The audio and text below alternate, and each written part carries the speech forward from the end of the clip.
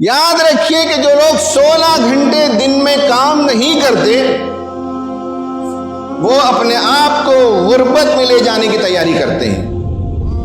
16 گھنٹے سے مراد، میری یہ مراد نہیں ہے کہ 16 گھنٹے کمانے کے لیے لگائیں، 16 گھنٹے محنت کریں، 16 گھنٹے جاگیں۔ اس میں معاشی سرگرمیاں بھی شامل ہیں، اس میں تعلیم بھی شامل ہے، اس میں اسکل اپ گریڈیشن بھی شامل ہے، اس میں ورزش بھی شامل ہے، بیوی کے ساتھ وقت گزارنا، اچھی گفتگو کرنا بھی ہے، بچوں کی تربیت بھی ہے، سماج کی بہبودی کے لیے کام کرنا ہے، تنظیموں اور جماعتوں کے ساتھ وابستہ ہو کر دین کی خدمت انجام دینی ہے۔ لیکن ایک آدمی اگر 16 گھنٹے کی محنت کرتا ہے تو اس کی زندگی کے اندر ایک سینس آف فلفلمنٹ ہوتا ہے، ایک احساس ہوتا ہے کہ اس کا دن بہت ہی مبارک گزرا،